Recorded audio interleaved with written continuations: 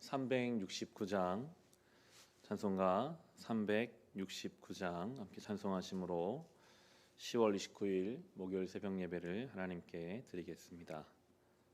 찬송가 369장입니다.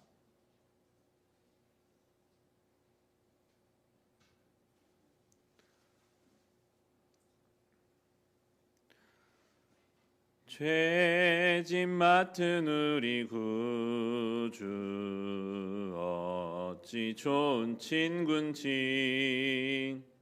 걱정 근심 무거운 짐 우리 주께 맡기세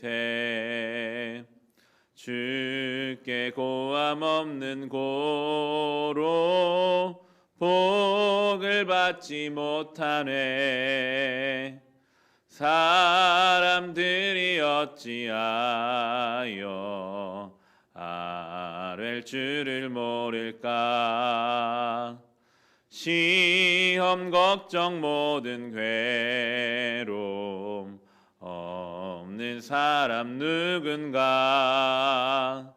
부질없이 낙심 말고 기도드려 아뢰세 이런 진실하신 친구 찾아볼 수 있을까 우리 약함 아시오니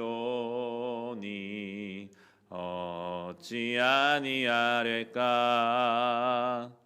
근심 걱정 무거운 짐 아니 진자 누군가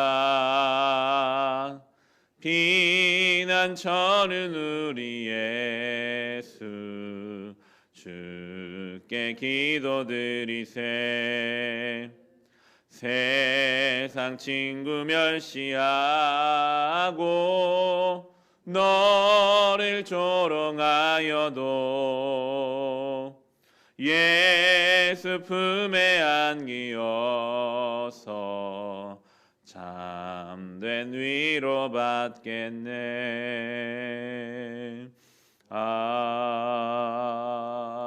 아멘. 시간 함께 중보의 기도하실 때 오늘은 동역하는 선교지 구제하는 기관과 아이들을 위해서 함께 기도합시다. 베트남의 조계진 선교사님, 필리핀의 심재규 선교사님, 김종필 선교사님, 인도의 김경미 선교사님, 임현필 선교사님, 캄보디아 엄갈렙 선교사님, 일본의 이성원 선교사님, 중동 사역하는 SWM 선교회, 러시아의 이산지 선교사님, 미 전도 종족 사역하는 박태수 선교사님과 세종의 고려대 홍익대 CCC와 텍사스에서 유학생 사역하는 김영수 간사님, 서울 CCC 이연균 간사님, 서울대 SFC 민영훈 간사님, 서울지역 SFC와 대만의 조화영 선교사님, 문기철 선교사님, 감비아 김형진 선교사님, 우간다 여지연 선교사님 위해서 기도해 주시고 월드비전의 10명의 아이들, 영명보육원의 아이들과 대전 홀트 아침들의 미혼모자 가정들과 북악면 지역아동센터 아이들을 위해서 기도해 주실 때 날이 점점 추워지고 또 이 시대가 힘들고 어려운 때를 향해 가고 있지만 주여 그들의 삶을 돌보시고 인도하시고 어려움 당하지 않고 맡겨진 사역과 삶을 살아가게 하여 주시옵소서. 우리 그 이름 불러가며 함께 기도하겠습니다. 하나님 아버지, 오늘도 주님 보내신 그곳 그 자리에서 선교사로 복음을 전하는 자로 살아가는 주의 자녀들과 그 가정 그 사역 주님 기억하여 주옵소서. 오늘도 베트남에서, 필리핀에서, 인도에서, 캄보디아에서, 일본에서, 중동에서, 러시아에서 복음이 전해지지 않은 곳곳에서, 세종에서, 미국 텍사스에서, 서울에서, 서울대에서, 대만에서, 감비아에서, 우간다에서 주님 주신 사역 감당하는 주의 자녀들을 돌보시고 주여 마치 요셉의 흉년과도 같은 이때에 그들이 이 어려운 때를 잘 버티고 이겨낼 수 있는 힘을 주시고 지혜를 주시고 용기를 더하여 주시옵소서. 월드비전을 통해 10명의 아이들이 있습니다. 그 아이들 삶을 돌보시고 대전 영명보육원의 아이들, 대전 홀트 아침들의 미혼모자 가정들, 저 북악면의 지역센터 아이들을 기억하여 주셔서 그 아이들이 어려운 삶의 환경 중에도 건강하게 자라나게 하시고 그들을 돕는 손길을 주님 붙여주시고 지치지 아니하고 포기하지 아니하고 맡겨진 삶을 살아갈 수 있도록 은혜 베풀어 주시옵소서. 하나님 함께 하시고 인도하시고 붙들어 주시고 그들의 삶을 주님 책임져 주옵소서. 우리 교회가 흉년의 때를 대비한 요셉과 같은 인생 되기를 원합니다. 우리에게 주신 것들을 기쁨으로 나누게 하시고 우리가 받은 은혜를 우리의 삶의 창고를 열어서 그들을 향해 베풀 수 있는 생명의 통로요 복음의 통로가 되게 하여 주옵소서. 감사합니다.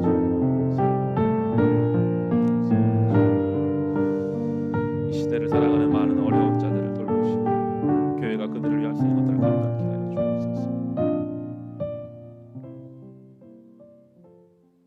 하나님, 오늘도 주님 보내신 선교지에서 선교사의 사역 감당하는 주님의 사역자들, 그 가정과 그 사역이 있습니다. 지켜 돌보아 주옵소서. 지치지 않게 하시고 어려운 중에 그들이 힘이 되어 주시고 돕는 손길을 많이 붙여 주시옵소서. 우리가 돕는 아이들이 있습니다. 어려운 삶의 자리를 살아가고 있는데 주님 그들을 위로하시고 상처와 아픔을 싸매어 주시며 늘 한결같이 그들을 사랑하여 주셔서 건강히 자라나고 어려운 때를 잘 극복하게 하여 주시옵소서. 주여, 우리 교회가 흉년의 때 요셉과 같이 어려운 때에 받은 은혜를 베풀고 창고를 열어 생명의 통로 되기를 원하오니 주여 우리를 사용하여 주시옵소서. 예수님의 이름으로 기도합니다. 아멘. 오늘 주신 말씀 함께 보겠습니다. 예레미야 52장 1절부터 11절까지의 말씀입니다. 예레미야 52장 1절부터 11절까지의 말씀입니다.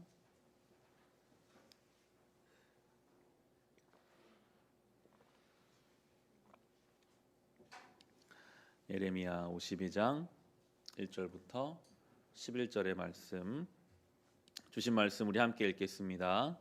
시드기야가 왕이 되었을 때에 그는 21살이었다. 그는 예루살렘에서 11해 동안 다스렸다. 그의 어머니 하무달은 리블라 출신으로 예레미야의 딸이다. 그는 여호야김이 하였던 것과 똑같이 주님께서 보시기에 악한 일을 하였다. 예루살렘과 유다가 주님을 그토록 진노하시게 하였기 때문에 주님께서는 마침내 그들을 주님 앞에서 쫓아내셨다. 시드기야가 바빌로니아 왕에게 반기를 들었으므로 시드기야 왕 제9년 열째 달 10일에 바빌로니아 왕 느부갓네살이 그의 모든 군대를 거느리고 예루살렘을 치러 올라와서 도성을 포위하고 도성 안을 공격하려고 성벽 바깥 사방에 흙 언덕을 쌓았다. 그리하여 이 도성은 시드기야 왕 제11년까지 포위되어 있었다. 그해 넷째 달 9일이 되었을 때에 도성 안에 기근이 심해져서 그 땅 백성이 먹을 양식이 다 떨어지고 말았다. 드디어 성벽이 뚫리니 이것을 본 왕은 바빌로니아 군대가 도성을 포위하고 있는데도 밤을 틈타서 모든 군사를 거느리고 왕의 정원 근처 두 성벽을 잇는 통로를 지나 도성 바깥으로 빠져나와 아라바 쪽으로 도망하였다. 그러나 바빌로니아 군대가 시드기야 왕을 추격하여 여리고 평원에서 그를 사로잡으니 시드기야의 군사들은 모두 그를 버리고 흩어졌다. 바빌로니아 군대가 시드기야 왕을 체포해서 하맛 땅의 리블라에 있는 바빌로니아 왕에게로 끌고 가니 그가 시드기야를 신문하고 또 바빌로니아 왕은 시드기야의 아들들을 그가 보는 앞에서 처형하고 역시 리블라에서 유다의 고관들도 모두 처형하였다. 그리고 바빌로니아 왕은 시드기야의 두 눈을 뺀 다음에 쇠사슬로 묶어서 바빌론으로 끌고 가서 그가 죽는 날까지 감옥에 가두어 두었다. 아멘. 예레미야의 마지막 장 이제 52장을 함께 묵상해 가게 됩니다. 여러분 51장의 마지막 절을 보시면 예레미야의 말이 끝이 난다라고 그렇게 성경은 이미 언급하고 있는데 마치 부록과 같이 이 52장을 붙여놓은 이유는 예레미야를 통해 하나님 말씀하신 대로 불순종하면 큰 심판이 있을 것이다. 지속적으로 말씀하셨거든요. 시드기야 왕에게 계속 말씀하셨어요. 순종해라. 지금은 바빌로니아에게 엎드릴 때다. 그러지 않으면 큰 화를 당할 것이다 하신 그 말씀이 어떻게 이루어졌는가를 우리에게 보여주시기 위함입니다. 하나님 말씀은 반드시 이루어지고 성취됩니다. 그것을 오늘 우리에게 보여주시는데요. 이 시드기야는 11년 동안 왕의 자리에 있었습니다. 이 시드기야가 왕의 자리에 앉을 수 있게 했었던 것이 참 이상하게도 바빌로니아 왕 느부갓네살이 그를 왕으로 세웠거든요. 이미 이스라엘이 힘이 없었어요. 바빌로니아가 쳐들어와서 이전 왕을 패한 다음에 자기에게 잘 따를 만한 시드기야를 세워놓은 상태였습니다. 겉으로 볼 때는 그런 상황이었습니다. 왕이 되었지만 이미 강대국의 힘에 의해 왕이 되어버린 시드기야. 그러나 그를 결과적으로 왕으로 세우신 분은 하나님이시죠.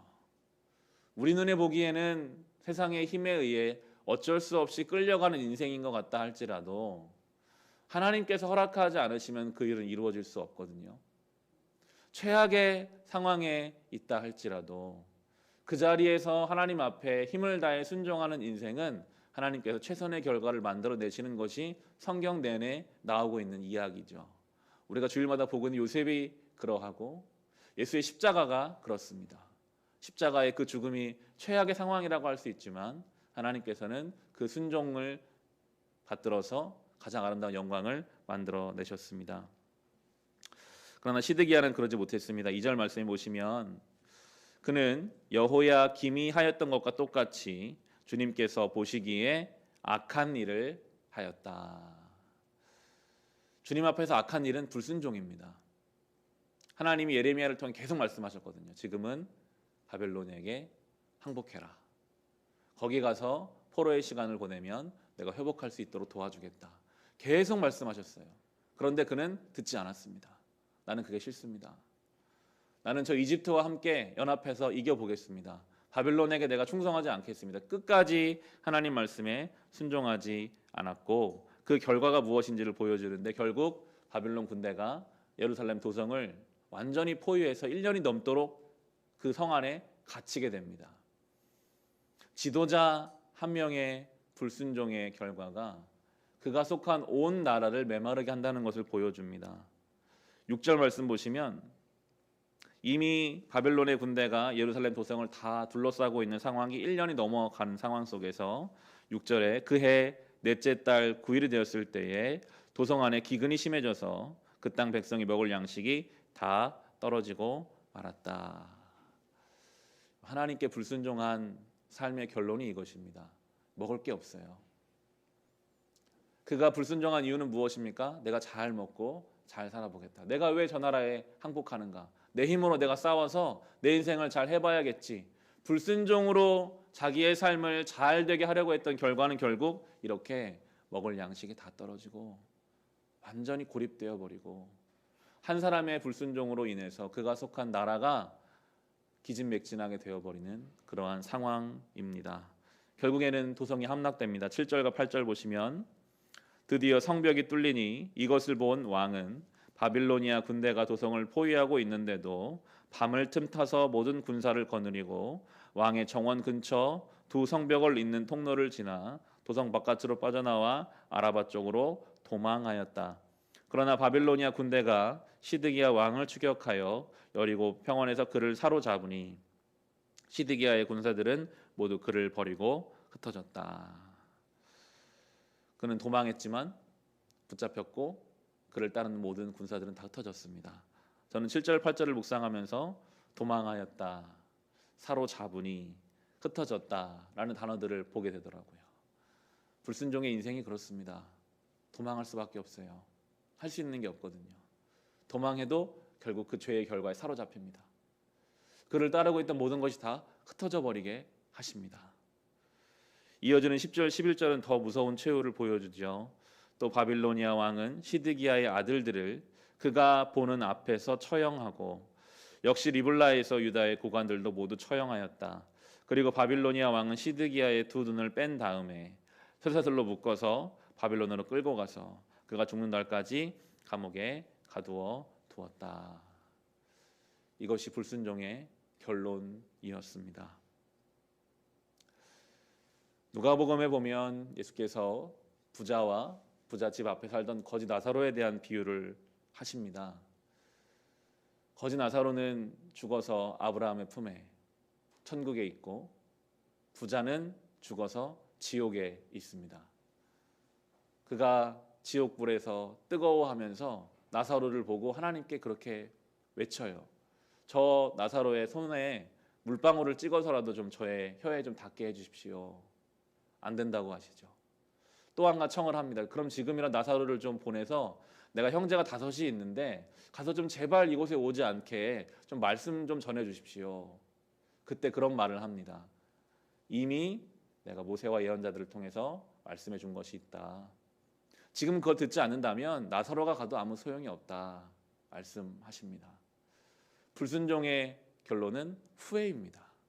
내가 그때 그 말씀을 좀 들을 걸. 시드기야가 엄청난 후회를 하지 않았을까요? 도망가는 내내 붙잡혀서 자기 자식들이 눈앞에서 죽고 자기의 2눈이 뽑혀서 쇠사슬에 묶여 바벨론으로 끌려가 감옥에 사는 내내 내가 그때 왜 하나님이 나에게 주신 말씀을 듣지 않았을까? 내가 왜 예레미야를 통해 주신 그 말씀을 내 욕심에 취해서 하나님 말씀을 듣지 못했을까? 후회하는 인생이 되었을 것입니다. 여러분, 오늘 하루는요, 우리가 주님께 순종할 수 있는 선물과도 같은 날입니다. 오늘 하루 우리에게 주어진 시간 동안 우리 주님 앞에 순종해야 합니다. 돌이켜야 할 것이 있다면 과감하게 돌이켜야 합니다. 주님 앞에 귀를 기울이고 그 말씀 앞에 순종하고 돌이킬 것을 돌이키며 훗날에 후회하는 인생이 되는 것이 아니라 하나님 앞에 순종으로 예배할 수 있는 저와 여러분 될 수 있기를 우리 주님의 이름으로 축원합니다.